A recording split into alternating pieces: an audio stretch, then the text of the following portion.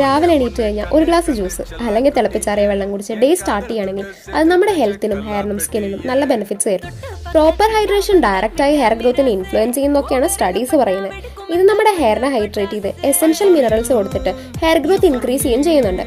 അപ്പോഴേ എനിക്കിന്ന് എക്സാം ഉള്ളതാ, സോ ടക്കുന്ന് ബ്രേക്ക്ഫാസ്റ്റ് ഉണ്ടാക്കാം.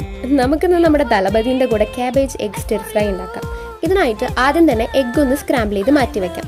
ചോപ്പ് ചെയ്ത ജിഞ്ചർ, ഗാർലിക്, ഓണിയൻ, പിന്നെ 2 ഗ്രീൻ ചില്ലിയും കൂടെ ഒന്ന് ചൂടാക്കി ഇതിലോട്ട് കട്ട് ചെയ്ത് വെച്ച ക്യാബേജ്, ക്യാരറ്റ്, ക്യാപ്സിക്കം, കുറച്ച് സോൾട്ട് കൂടെ ചേർത്തൊന്ന് സോട്ട് ചെയ്യാം. ശേഷം Soy sauce, tomato sauce, scramble ചെയ്ത എഗ്ഗും കൂടെ ചേർത്ത് മിക്സ് ചെയ്തെടുത്താൽ സംഭവം സെറ്റായി. നമ്മുടെ ഫ്രൈഡ് റൈസ് ഇല്ലേ, അതിൽ റൈസ് ഇടാതെ കഴിക്കുന്ന ഫീലാണ് ഈ റെസിപ്പിക്ക്. ഇത് നല്ല ഫില്ലിംഗ് ആയിട്ടുള്ളതുകൊണ്ട് തന്നെ ഒരു പ്ലേറ്റ് കഴിച്ചാൽ വിശപ്പ് പോയ വഴിയേ അറിയില്ല. പിന്നെ ഞാൻ നേരത്തെ പറഞ്ഞ കാര്യം മറക്കണ്ട, നന്നായി വെള്ളം കുടിച്ചോളൂ കേട്ടോ. പെർ ഡേ ഒരു 2 ലിറ്ററെങ്കിലും വെള്ളം കുടിക്കണം എന്നാണ് കണക്ക്. പുറത്ത് എത്ര ഹെയർ പാക്ക് ഇട്ടാലും കഴിക്കുന്ന ഭക്ഷണം, കുടിക്കുന്ന വെള്ളം, ഇതൊക്കെ ആശ്രയിച്ചിരിക്കും നമ്മുടെ ഹെയർ ഗ്രോത്ത്. കൂടുതൽ വീഡിയോസിന് വേണ്ടി പേജ് ഫോളോ